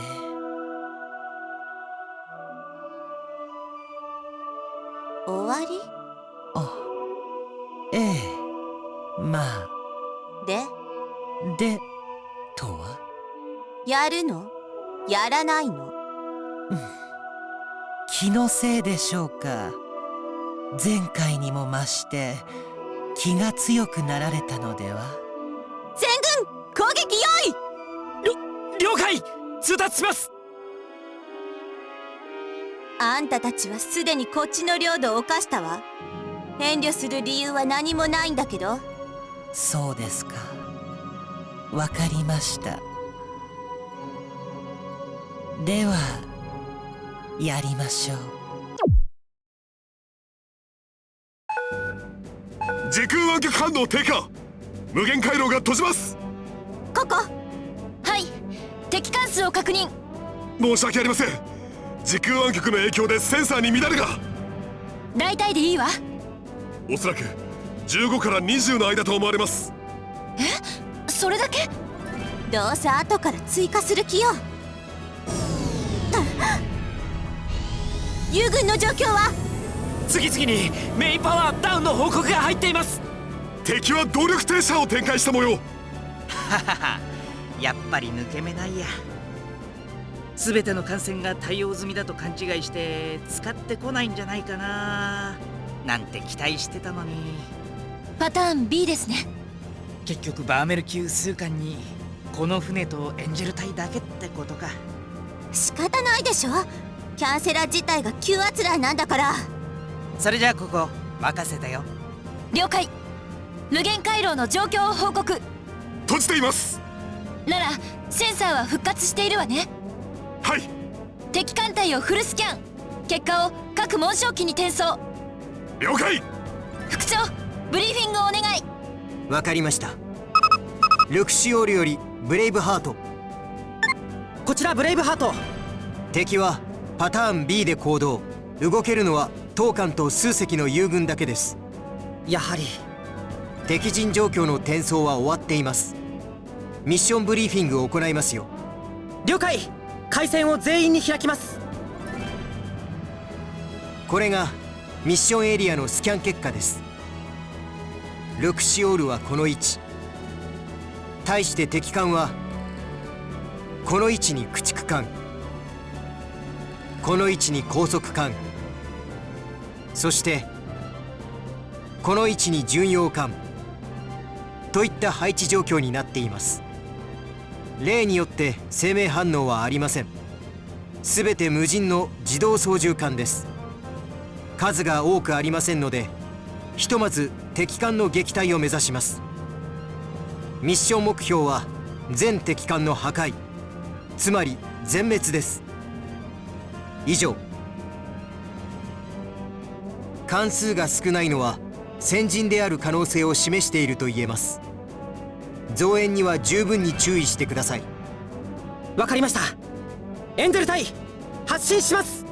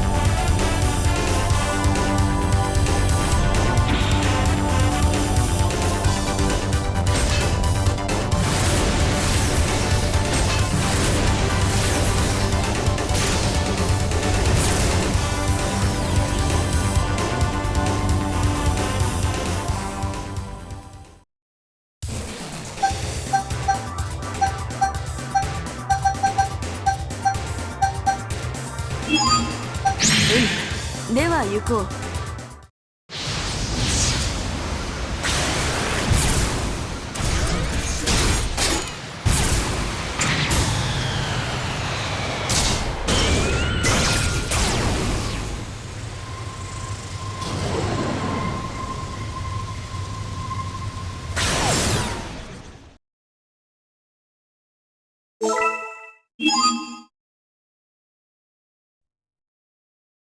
なんでたっぷり時間かけた割にこんだけかよ。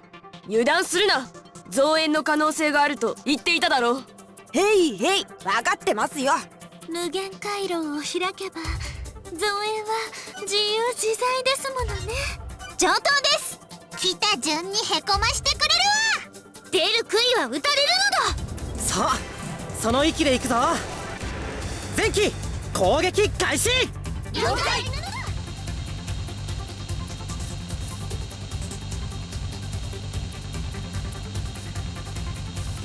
黒き月にも驚いたが、和也のそっとはさらに驚いたの。幽霊になるとか本当にあんだな。そういうの信じねえ口だったんだけど。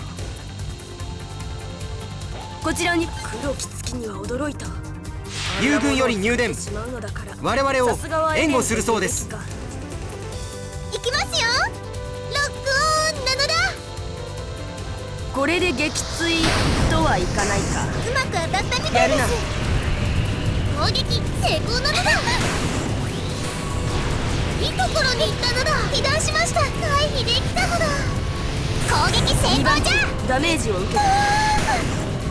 まず何じゃ。若干効きました。目標を撃破。まだ大丈夫なのだ。了解だ。見逃さぬ。敵見つけたぜ。攻撃成功なのだ。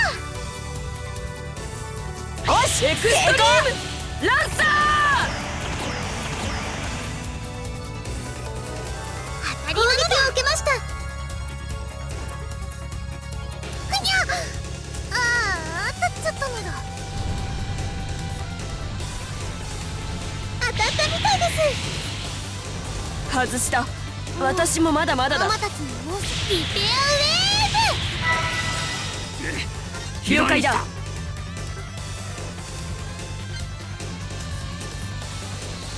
ヘキサクロスブレイク。ゼフィルス4番機。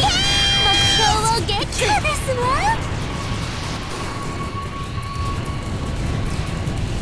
今のは若干効きました。うまく避けられました。見たか。よし、撃沈だ。承知した。了解です、少尉。命中したぞ。少しやられました。あと一つ沈めたら補給だな。よ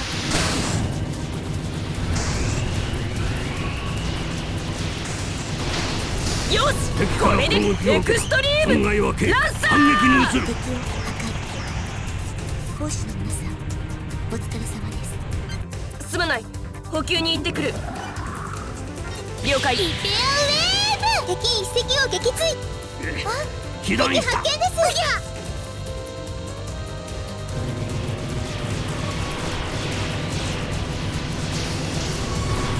当たったみたいなのだ。敵の破壊に成功した。よいしょ、撃沈です。こんなもんかの。それでよい。撃沈した。当たりなのだ。敵を発見。敵発見じゃ。よっしゃ、倒した。目標沈黙。被弾した。エネルギーまだ持ってる。エネルギー敵から攻撃を受けた。損害を受け反撃に移る。してますわ。早くてなかなか当たらないのだ。被弾したな。まだなんとかなるが。次行くぜ。リペアウェーブ。エネルギーもらいに帰るのだ。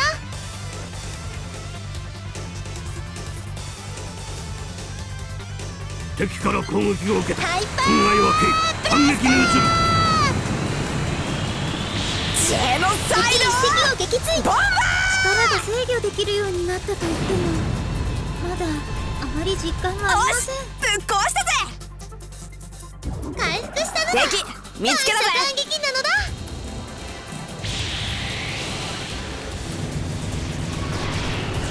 倒したぞ。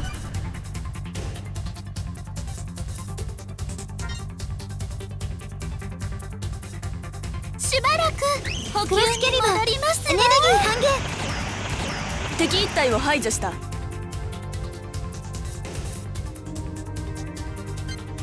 これで大丈夫です。さあ撃つのだ。沈んだわね。ざまあみなさい。ブレイブハートからルクシオール、敵艦を全滅させました。了解です。現段階では増援の気配はありません。一旦補給に戻り体制を整え直してください。了解。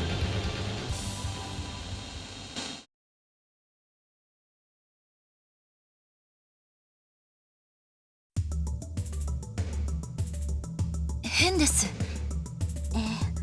おかしいわね。途切れるなんて。セオリー通りなら波状攻撃をしてきそうなもんだが、予兆波はあるのかい？開いた時の値をキープしてるわ。時空暗極反応です。来たか。無限回路が開き。何です？はっきりしなさい。拡大が止まりました。なんですって？本当だわ、数メートルしか開いてない。敵から通信です。まさかこのためだけに開いたのか。ノアさん。ええ、出るわ。スクリーンに回して。了解。お見事です。何なの？交渉にでも入るつもり？いいえ、今回はこれで退散させていただきますよ。目的は果たしましたので。探りはこれで十分ってこと？まあそんなところです。動力停止に抗う術が完璧ではないことも分かりましたし、でも適用されてしまうのは時間の問題なのでは。答えるとでも思ってるの？怖い怖い。しかし我々の出現があなた方に知られてしまうこと、これには大変に驚きましたよ。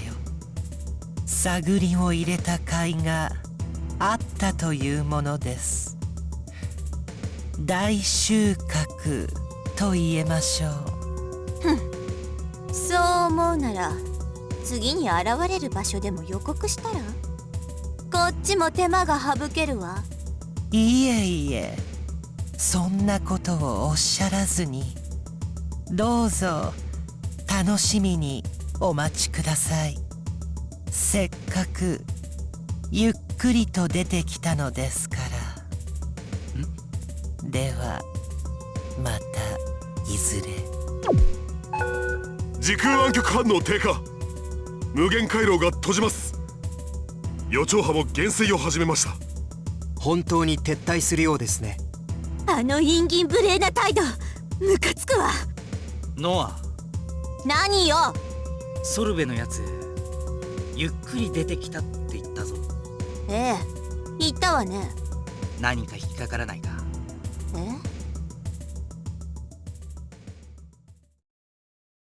ゆっくり。時間稼ぎでしょうか？それだ。奴はしっかり予告していったんだ。ここ、急いで紋章機を戻せ。回収次第すぐにゲートへ向かって。はい。次の出現場所はノイエだ。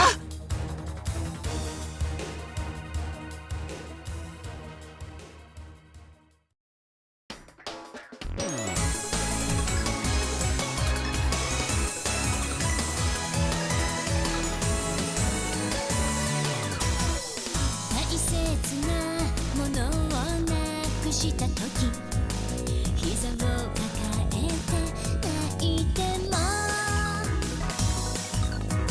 そこからはたった1ミリさえ運命の歯車は動かない。そうさ、恐れずに信じて壊れたものをさあ修復してく力を持って、名作映画のように焦らない物語描い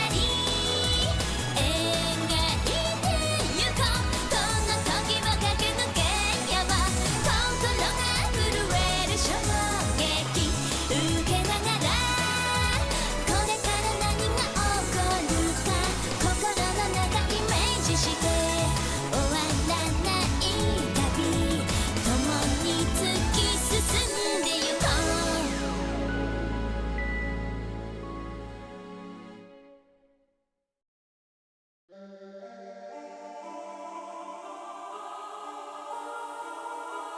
う。どうやら兆しをつかまれたみたいだ。面倒なことになったわ。うん。できればこのスレイブでオーブを構築したかったな。まさか第2プランに移行しなきゃならないなんて。ちょっと予想外だったよね。少し悔しいかも。まあそう言わないで。次は大丈夫？とにかく面倒を起こしそうなあれを処理しないと。あの人形たち。